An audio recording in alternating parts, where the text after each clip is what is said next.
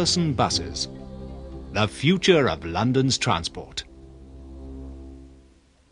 Well, I've lived long enough now. I've lived long enough now to remember the real birth of the undertaking. You see, when I started work in 1925, you join the undertaking at, say, whatever age, 18, 20, whatever it may be, and you remain in the job.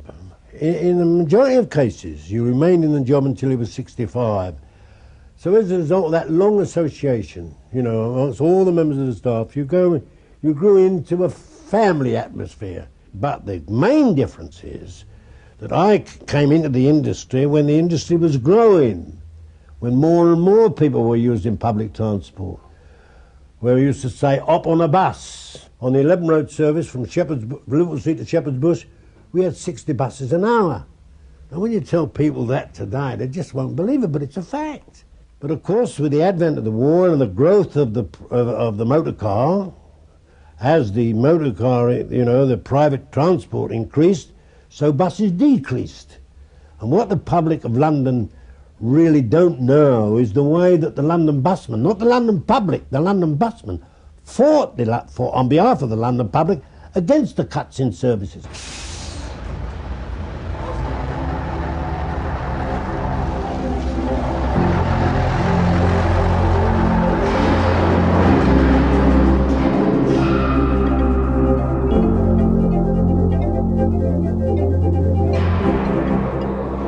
I go to a pensioners' dinner Monday to Thursday, and the rest of the days I go out, you know, somewhere else to have shopping places. And that. Yeah, I don't want to do that. If they took it away from us, we'd go out so much. I like the conductor ones. I don't like them one-man buses. I like this bus. You know, the closed-in bus. I like this one better. Yeah. Why do you like that better? More comfortable, I think. I don't think so. I think so. The conductors, they do help you on and off the buses, where with these one-man buses, sometimes you're halfway on and he starts off, you know. I like the 118s, actually, for the old people. I mean, it's surprising. I mean, a lot of the conductors say, oh, the old biddies, you know, they haven't got time for them. But I enjoy working with the old ones. You up them on and off the bus, you can have a laugh and a joke, and they're the best ones on passengers you can pick up, really. I was told by the instructor at Chiswick that every drive I give is a bad one. So the next one you're going to give is better. And I still do drive like that now. And I love driving. If I lost my licence for any reason, I just don't know what I'd do. The first one-person buses in London were introduced in 1966, single-deckers on quiet routes. From the early 70s, double-deckers were also used, but Oppo was still mainly confined to the suburbs. Then in 1978, London Transport drew a halt to its Oppo programme, recognising that in crowded inner London, passengers would take too long getting on. 5 years later, LT changed its tune. The government had halved its subsidy and was pressing to cut jobs. As the travel card had slightly reduced boarding times, LT argued it was now possible to extend Oppo into the inner city. London Regional Transport intends to convert all its buses by 1992, and in the next 3 years, a further 25% of the fleet is scheduled to go Oppo. We're always there to give assistance. Even though all the law of averages, you weren't supposed to touch a pram, you weren't supposed to touch a bag, you know. But if you see an elderly person struggling, hang on a moment, and you lift their bags and you help them on the bus. A young mum, she's got a baby in one arm, a pram, bag of shopping. What do? A decent conductor takes the heavy things, puts them away and helps them down. Well, on the buses, that was my life, really, every minute. And then when we lost the jobs, then that was part of me that had gone. And I was out of work for so long, looking for other work, trying all different kinds, but nothing ever came along. And then eventually I got the job cleaning a college for the council, for Havering Council. But if I could go back, if Romford Garage rang me today and said, Eileen, would you come and do the last bus My uniform is already still with my badge, everything, and I would go.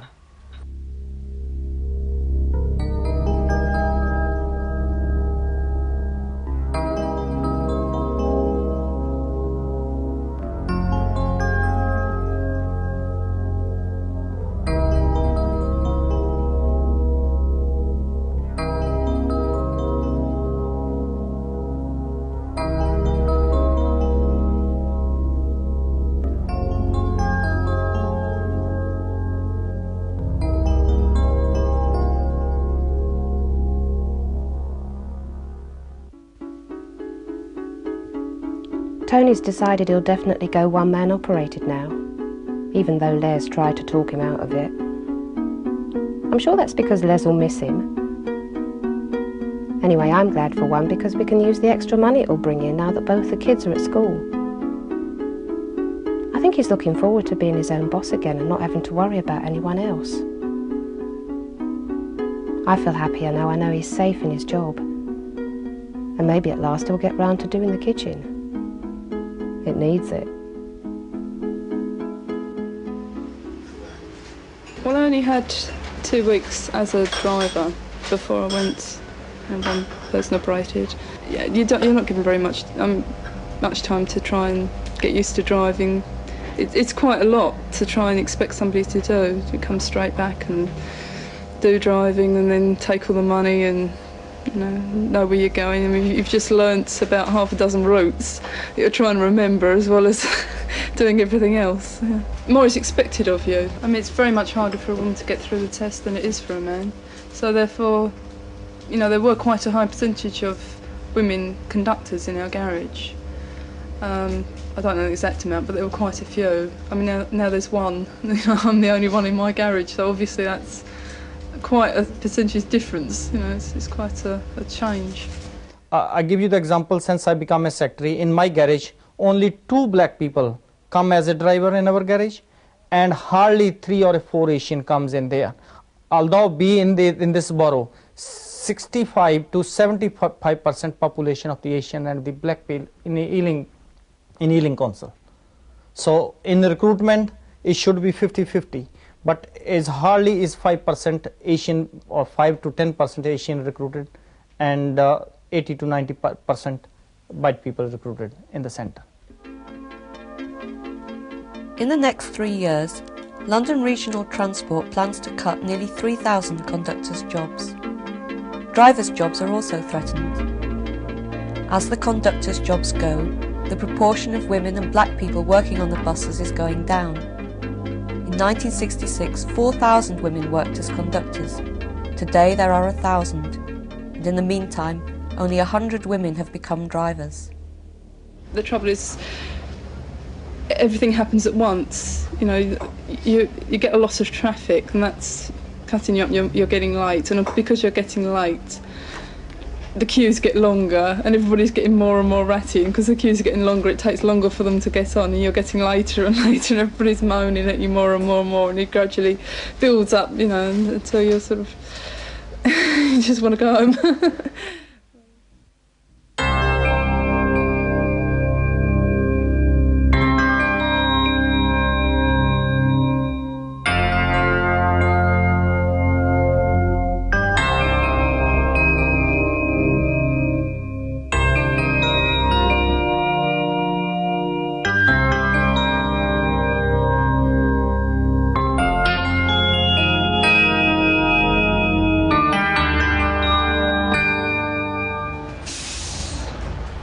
You need eyes in the back of your head for this job. With Wally's like that trying to drive me off the road, I haven't got time to change £5 notes. She's the same one that always asks for a 30 and then wants a 20. I've run out of sarcastic remarks. She never seems to notice anyway. I wonder if that old dear at the back's okay. God, I hope she's not too ill. I couldn't stand it if she snuffed it. I like the old dears, but they do wind me up. As for those sodding kids, I so hot? In the 50s, London Transport actually built and designed the RM for London's requirements, and a fabulous bus. It's lasted 40 years. They were in the process of designing a Oppo bus, but unfortunately in the 60s, due to political decisions being made above London Transport, they were forced to buy off-the-peg buses that might be all very well for the rest of the country, but certainly the experience of London have proved that they're not suitable. Adding to the stress of doing the job, there are the cumulative effects of the design faults, which taken on their own may not appear to be much, but if you take them all together, if you consider that most jobs consist of 6.5 to 7 hours in the driving cab, the design faults amount to quite a lot and cause quite a lot of stress. This will give you some idea of the noise levels involved. First of all, I'll start the engine.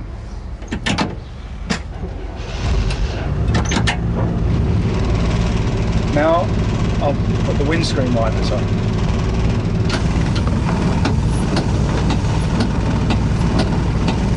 Now I'll put the heaters on.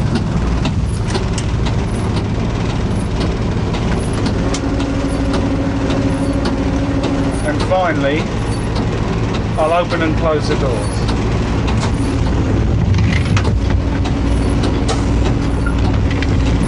Now if you can imagine someone getting on the bus and trying to ask for a 25p fare, and when you don't hear them, having an argument with them about it, this is what creates additional stress.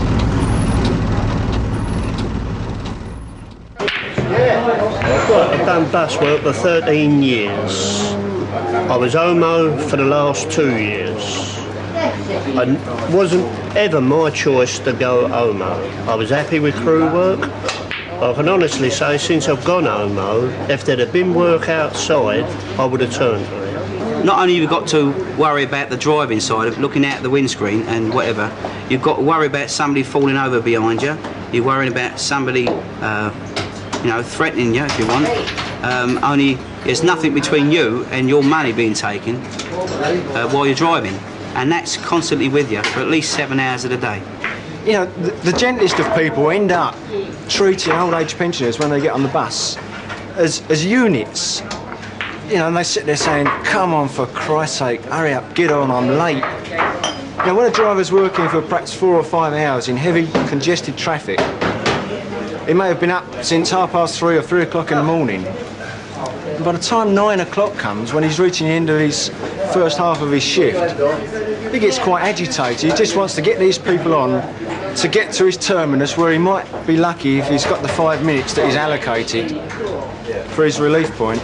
You're concentrating on the instance that's just happened to get you all knotted up. You find that you're driving along, and I can honestly say I've gone maybe 4 or 5 bus stops and had to ask myself, did I stop at them? And I've had to think of something that may have happened at the stop to convince me that I did stop at them. You don't want to admit that you're letting these things get at you. You want to be superhero to the rest of your drivers. We've all got image problems in the garage.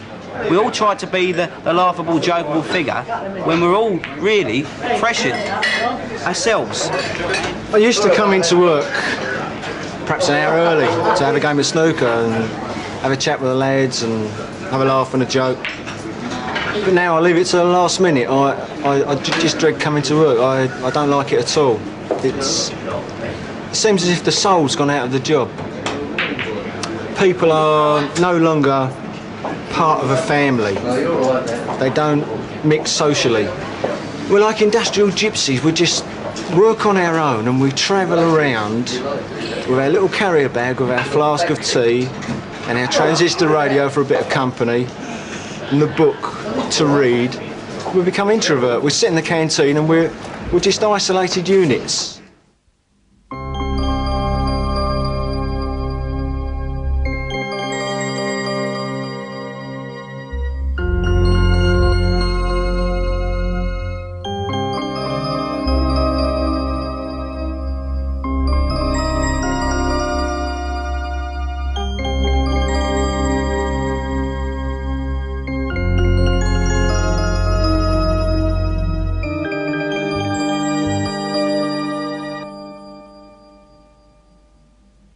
Since he started on late, he doesn't come to bed when I go because he wants to unwind. He watches telly till the dot goes off, and he's never been that keen on TV. The kids feel it as well. He's like a bear with a sore head, and you know how easygoing he is usually. I can't get him to talk about it. He seems to bottle it all up, and he's sarcastic when I ask him what's wrong. I still can't get him to go out of an evening. And I've been thinking about going out on my own, as we don't seem to do anything together anymore. He's changed, and I just don't understand it.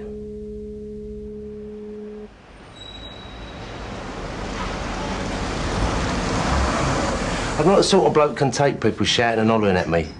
I shout and holler back and then get upset. Then I'll come home and everyone at home then suffers. And I just felt, no, you know, it's definitely not on. Something had to snap, and it did snap with me, as it happens. In fact, the day I had the breakdown, I don't even remember going to work.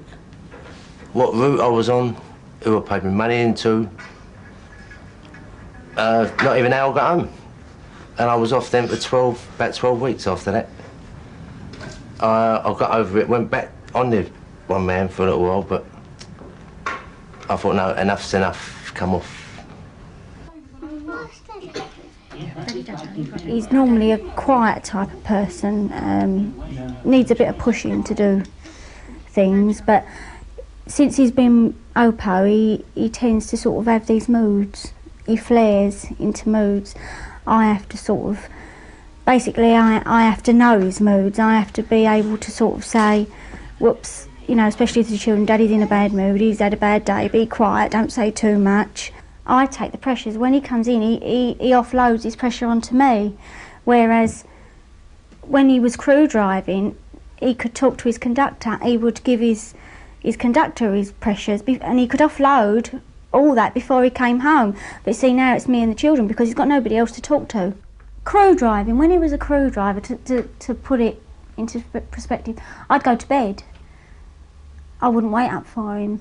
I'd go to bed, and sort of when he came in, I knew he would be okay. Since he's been a one-man operator, I wait up for him. If he's 10 minutes late, I'm panicking. I'm wondering, has he been assaulted on the bus? Is he going to come home? Am I going to get a phone call to say he's laying up in some hospital somewhere? I mean, a lot of people don't understand that there is wives and children sitting at home for these drivers to come in. Bus workers in Leeds carried out their own research on bus work and health.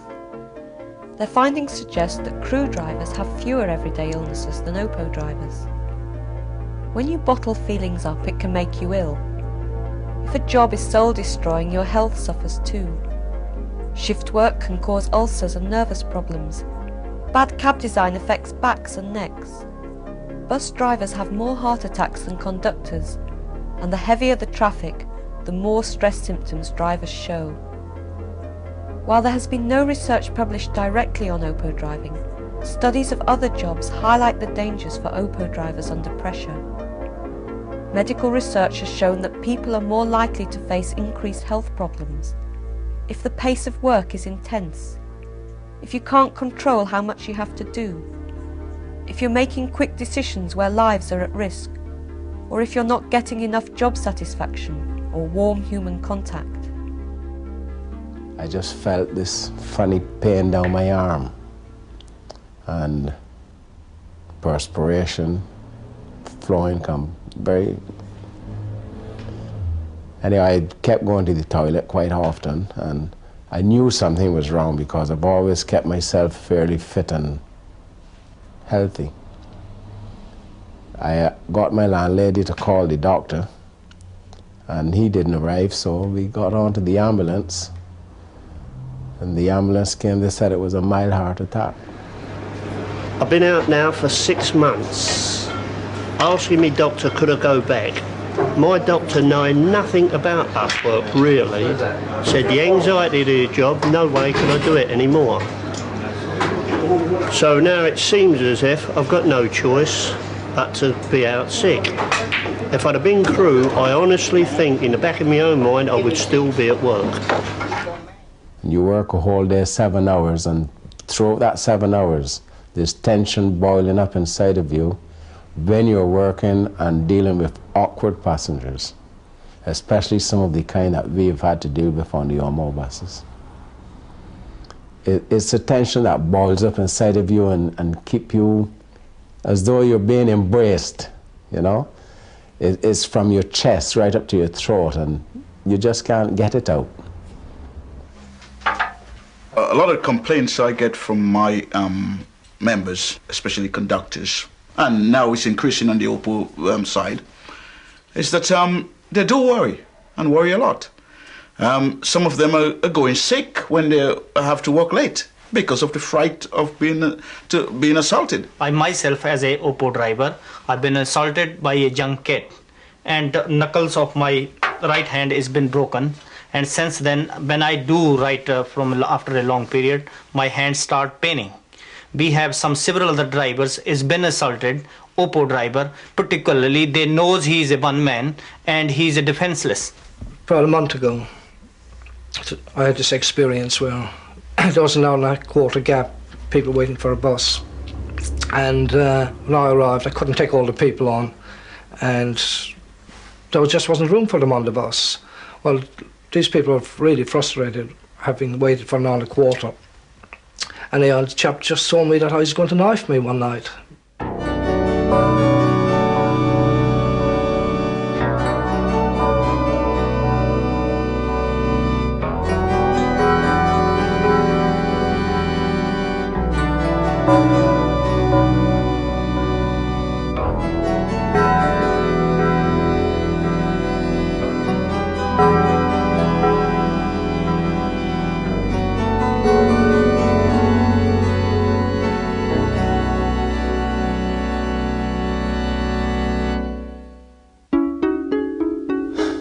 These breakdowns are becoming a weekly event. Still, if this takes long enough, I can lose the end of the first half. I can use a bit of time to myself.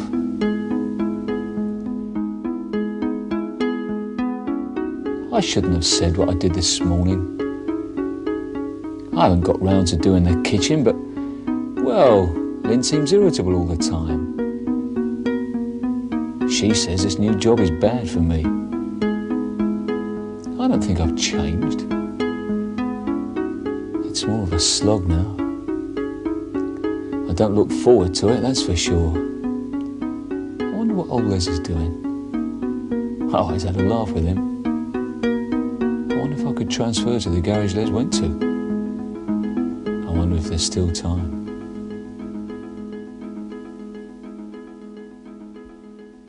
When I first started on the one-man buses, 1965, it was a rural route, really. It was almost, it could have belonged to the London country.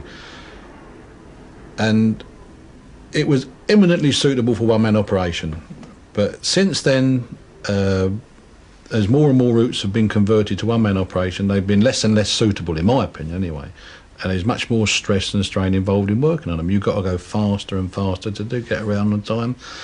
You've got more and more people to deal with, more and more traffic to deal with, and inevitably you get you come off sort of feeling like a wrung out dish rag at the end of the day. And I'd got to the stage where I just wasn't going to take it, you know. I mean, as I said, I got to the point where someone was going to get dotted one, and I sort of managed to get out before it reached that stage. Well, I see the future pretty grim, and it's very worrying for me because I'm of the age where I'm going to be without a job, because I like my bus, my crew bus. And as we can see the politics of today, the fact there's not going to be many jobs around for me. I came into crew bus work at the age of 45 after my career in the Navy, and I love it. I think crew work is absolutely fantastic. The end product of that job, very rewarding. You're with the public, you're with your conductor or conductress, and it's a real worry to me as an individual to think that very, very shortly I'm going to lose my job. Well, I would say now to all conductors or conductresses in any part of London transport, think, and think hard before you consider redundancy. You just fight for your jobs and fight hard, because once you take that redundancy money, it's of no use to you, because you're only going to get a pittance anyway. plus there aren't any other jobs. And that money won't go anywhere at all, and you'll be sorry. So all you've got to do is just fight and fight and fight. Working on the buses can be both a trial and a pleasure. But one-person operation often means more pressures and less enjoyment. It can affect your spirits, your well-being, and in consequence your health. Both those who face the dole queue and those who take on the double workload may suffer. You know, most people think it's not possible to change the way things are. Like in my job, for instance, if you were to talk about banning cars from the road in towns or cities, they'd think it was ridiculous. But imagine if the city was a place where people were more important, where transport was organised to suit their needs. Imagine if when an old lady comes out of her house on a cold winter's morning, she knows that she's only going to wait 5 minutes at the stop. And when the bus comes, she's going to be able to get on easily because there are low platforms and no bars in the way. And there's always a seat so she can sit down. And as you drive away, you're sitting in a cab where the heater works properly, the window lets air in but doesn't make a draft down the back of your neck, and the seat is comfortable and adjusts to your shape. A wonder of wonders, there's no blind spots, and the mirrors show you what you really need to see. Now, that's not too much to ask, is it?